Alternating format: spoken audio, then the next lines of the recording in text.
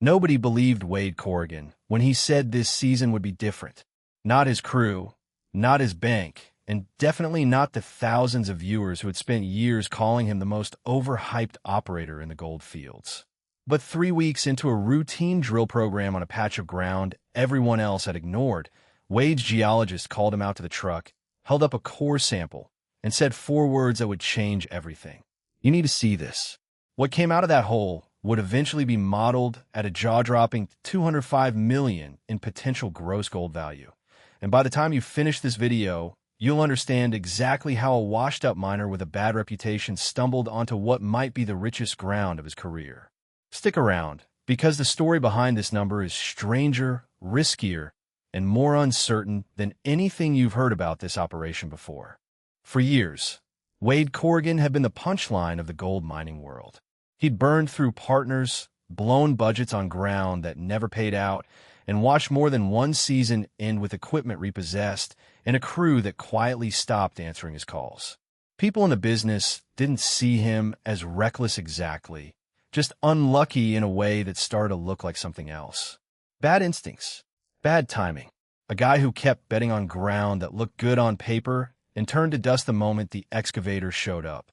So when Wade announced he was moving his whole operation onto a stretch of forgotten claim ground nobody had touched in over a decade, most people in the industry didn't even bother commenting. It wasn't worth the energy to mock a decision that seemed destined to fail on its own. The plan, at least on the surface, was almost boringly modest. Wade wasn't chasing a legendary vein or a rumor passed down from old-timers. He wanted stability. He wanted a season where the gold came in steady, the equipment held together, and nobody had to ask hard questions about payroll in September. His geologist, a quiet woman named Priya Shah, who had worked with him through 2 of his worst seasons and stuck around anyway, suggested they run a basic test drilling program before committing heavy equipment to any one section. It was standard procedure, the kind of unglamorous groundwork that never makes it into highlight reels. Nobody expected it to matter much. And then the first hole came back strange. The sample from that first hole didn't look like anything spectacular at a glance. It was a section of gravel pulled from deeper than the crew typically bothered testing, taken almost as an afterthought because the drill was already down that far, and pulling it out early felt like a waste of time. But when Priya ran the initial panning test back at the truck, she went quiet in a way that made the whole crew stop what they were doing. There was color in that pan, not a trace, not a hint, but a spread of visible flakes that made her recheck her own work twice before she said anything out loud. Wade, who had learned the hard way not to celebrate a single sample, told everyone to keep it quiet and keep drilling. One good pan doesn't make a mine. It barely makes a rumor. So they drilled again, further out, in a spot chosen specifically to test whether the first result was an isolated pocket or something bigger. If the second hole came back empty, the story would end there, another false alarm in a career full of them. But it didn't come back empty.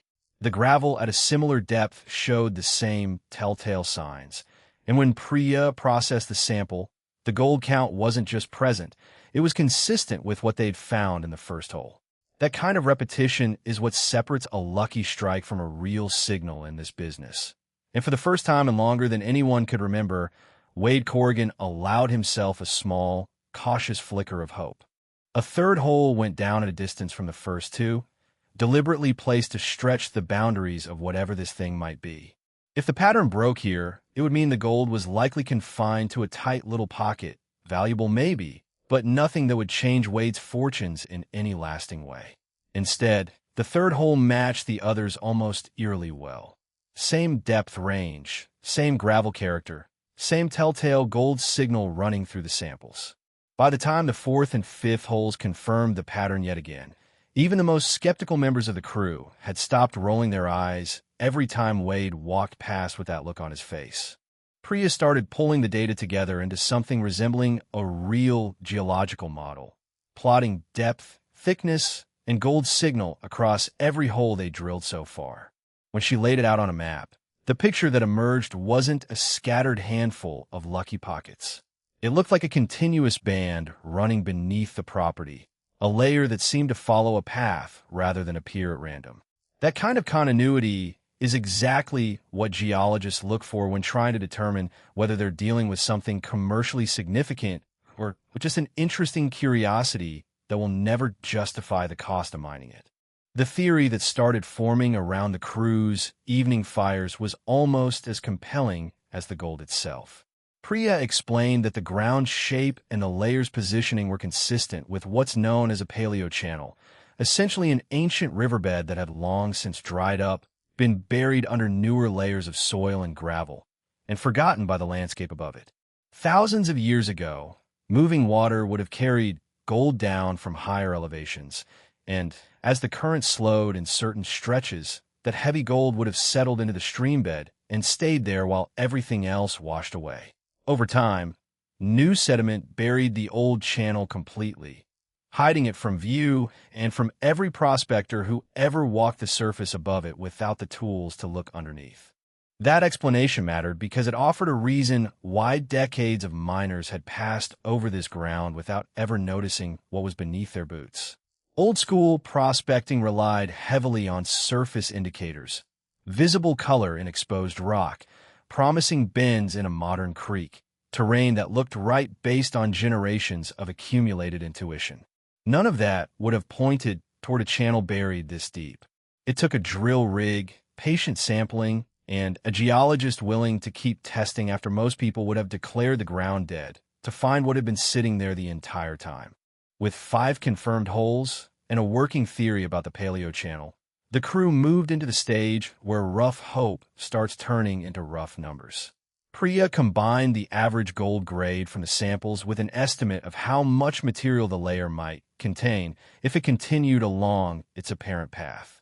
She was careful, repeatedly, to stress that this was an early model built on limited data, the kind of estimate that exists to justify further work, not to promise a payday. But even with every conservative assumption she could reasonably apply, the number that came out of her spreadsheet was staggering. $205 million in potential gross gold value, based on current market pricing and the volume implied by the drilling so far.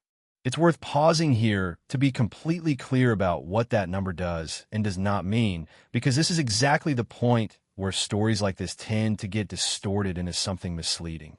A gross value estimate is not profit. It's not even a guarantee that the gold is recoverable at all. It's a theoretical ceiling, a way of saying if every ounce implied by the model actually exists and can be pulled from the ground, this is roughly what it would be worth before a single dollar of cost gets subtracted. Between that number and any real payout sits a mountain of expenses: fuel, equipment, wages, permitting, repairs, and the simple physical reality that recovery systems never capture 100% of the gold that passes through them. Wade knew this better than most, having watched promising numbers evaporate under the weight of real-world costs more than once in his career. Still, even accounting for all of that, a number this size was enough to change the entire tone of the operation. Wade called a meeting with his core crew, laid out what Priya had found, and was blunt about what came next. This wasn't a discovery, yet in any meaningful sense. It was a hypothesis backed by encouraging but limited data, and turning it into something real would require spending money the operation didn't currently have on drilling, testing, and verification that could just as easily prove the whole thing was smaller and less consistent than it appeared. That tension became the defining conflict of the season. Wade had spent years being criticized for chasing promising ground and getting burned by it, for spending big on hunches that never paid off. Now he was staring at the most promising set of numbers he'd ever seen, and the responsible move was somehow harder than any decision he'd made before, because the stakes of being wrong again had never been higher. If he pushed forward and the deeper drilling revealed the gold thinned out or the grade dropped off, he wouldn't just lose money. He'd confirm every criticism ever leveled against him, permanently, on camera, in front of an audience that already had its mind made up. He chose to push forward anyway, but carefully. Instead of committing the whole operation to full-scale mining immediately, Wade authorized an expanded drilling program specifically designed to test the edges of what they'd found. New holes went in further out from the confirmed cluster, deliberately placed to find where the gold-bearing layer thinned or disappeared entirely. Bulk samples, Larger volumes of material processed through an actual wash plant rather than a hand pan were run to get a more realistic picture of recovery rates under real operating conditions. PRIA brought in an outside geologist to review the data independently, partly for accuracy, and partly so that if this turned out to be real, nobody could accuse Wade of cooking the numbers himself. The results of that expanded program didn't come back as one clean, triumphant confirmation. Some of the outer holes showed the same rich pattern as the original cluster, extending the potential footprint of the deposit further than anyone initially expected.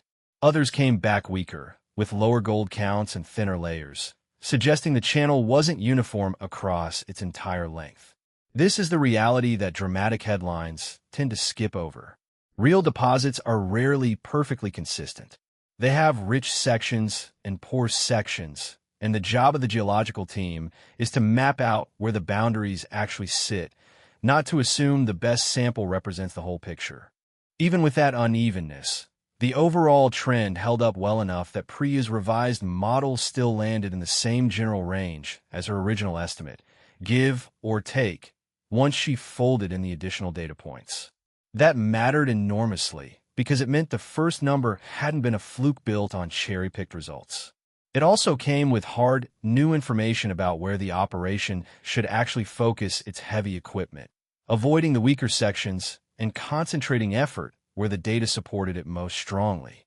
None of that solved the operational problem sitting underneath the whole discovery, though, which was depth. The gold-bearing layer sat well below the surface, buried under a thick cap of overburden that would need to be stripped away before a single yard of pay dirt could reach the wash plant.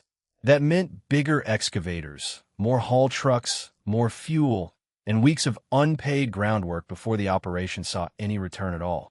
It also meant new risks that hadn't existed on Wade's previous, shallower ground.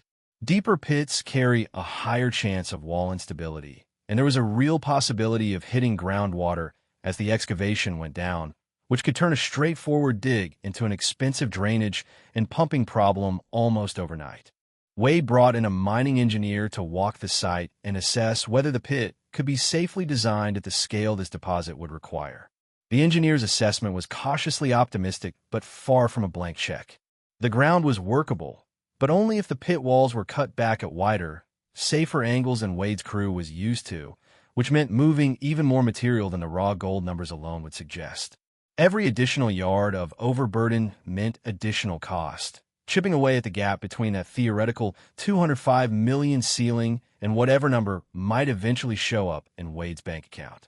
This is the point in the story where Wade had to make the biggest financial gamble of his career. Scaling up meant leasing additional equipment, hiring more operators, and potentially expanding the wash plant's processing capacity so it could keep pace with the volume of material the bigger pit would produce. It meant committing real money up front based on a model that was strong, but still fundamentally an estimate rather than a guarantee. If the deeper sections of the channel turned out to be thinner than the test hole suggested, or if the grade dropped once mining began in earnest, Wade could end up with a much bigger, much more expensive operation producing barely enough gold to cover its own costs.